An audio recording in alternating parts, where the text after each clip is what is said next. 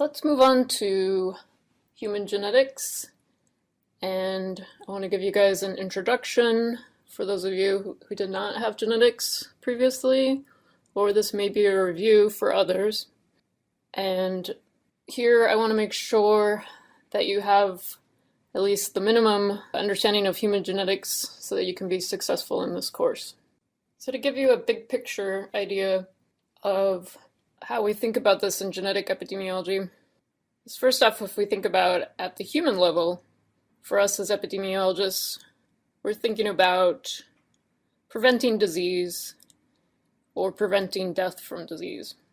And the diseases that we think about usually are affecting a specific organ or tissue, and within that organ or tissue, it is made up of many cells.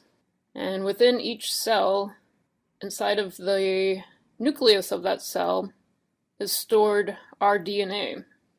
And our DNA is made up of 3 billion letters or so for each set. And that DNA is broken up into 23 chromosomes. And when you think about the chromosomes, you can then zoom in even more into specific parts of the chromosome where you will find actual genes. Genes are what code for the proteins, and the proteins are the key products that get things done in our bodies. And you can zoom in even more into the gene, and you can look at the actual bases or nucleotides, shown here as the A, the C, the T, and the G. And it's changes here that we think about in genetic epidemiology and human genetics, and how they could contribute to the development of disease. So now let's zoom in even more and zoom down to the actual nucleotides that make up DNA. So DNA is a polymer of these nucleotides. They're also called bases. And DNA has a very simple alphabet, A, C, G, and T. And DNA is double-stranded, and it always does what we refer to as complementary base pairing. So that means A will always bind to T, and C always binds to G. And when we talk about the size or length of DNA, we're counting up those actual bases or nucleotides. And the order of bases along one strand is referred to as the DNA sequence, which you can see illustrated here at this bottom, this sequence of letters. Now let's look in more detail at the concept of complementary base pairing. As I said before, the idea is that G always binds to C and A always binds to T, and these 4 bases can be further divided into purines and pyrimidines.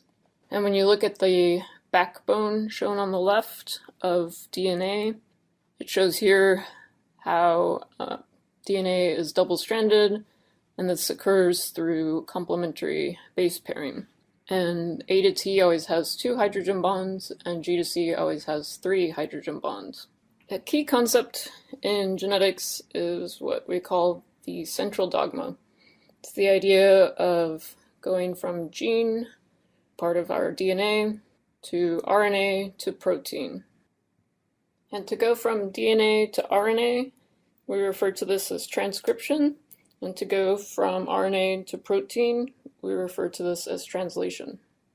So the human genome is, of course, all of the DNA that we have, and DNA is the material of genes, and genes are the blueprint for proteins. And proteins play vital functions in our bodies. Functions such as metabolizing the food we eat, or responding to temperature differences, and genomics is the study of genes and their products. The structure of a gene always has some basic elements to it.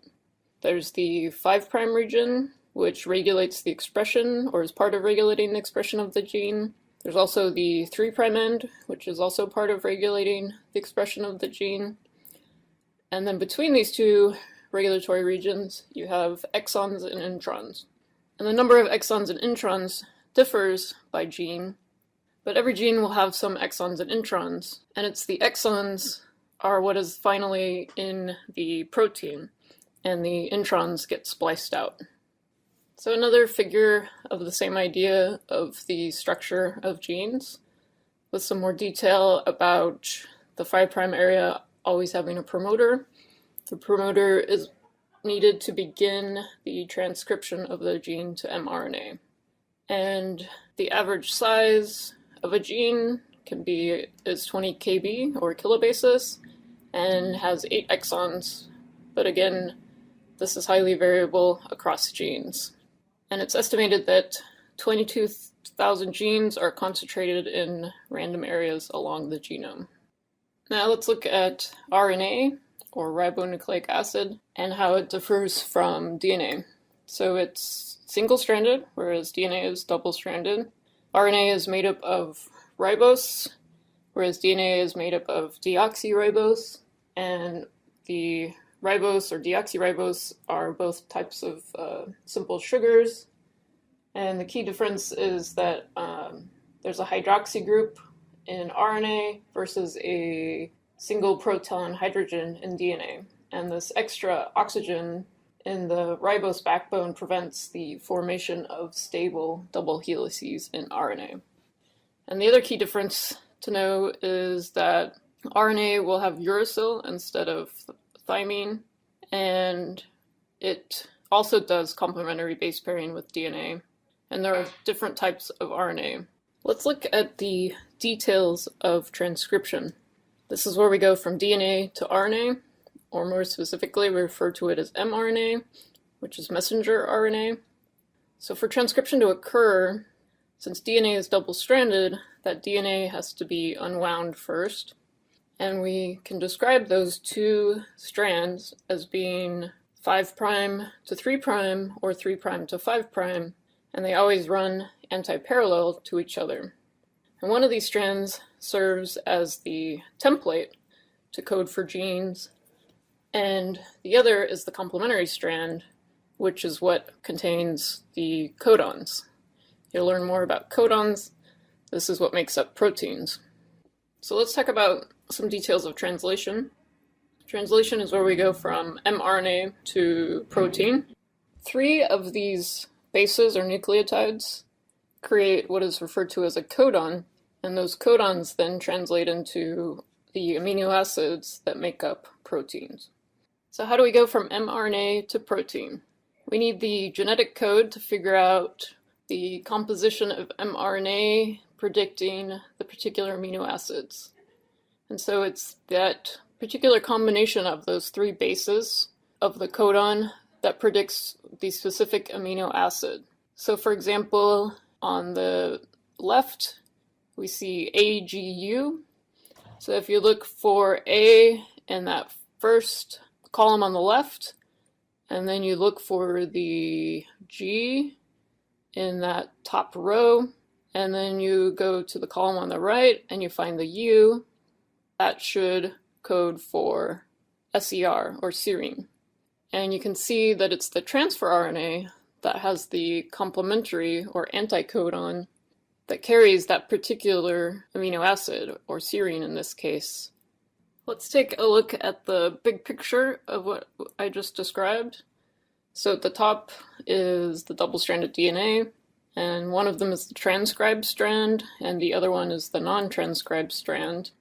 And you can see that the RNA on that transcribed strand is being created by reading the nucleotides from that DNA strand.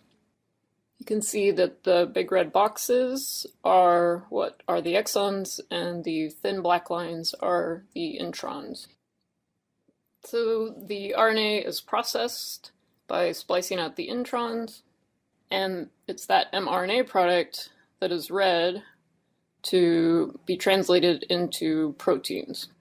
And one thing that can be a bit confusing is that, depending on the figure you look at, it can represent the strands as being either the sense or antisense that is being read into mRNA. Here are examples of going from DNA to mRNA to protein from a particular gene. So you can see the double-stranded DNA, you have your 5' to 3', and then the complement of that, or anti-parallel, is your 3' to 5'. And it specifies the coding or sense strand, as well as the template or antisense strand. And mRNA is created from that template and should be the same sequence as coding, except remember RNA has the U's instead of the T's that you see in DNA. And then in going from mRNA to protein, the first 3 bases represent the first codon, and the next 3 bases represent the second codon, and so on. And that specific combination of each of those codons then translate into an amino acid. That first codon of mRNA will always be AUG, and that will always translate into MET or methionine. And then that sequence of amino acids is the protein.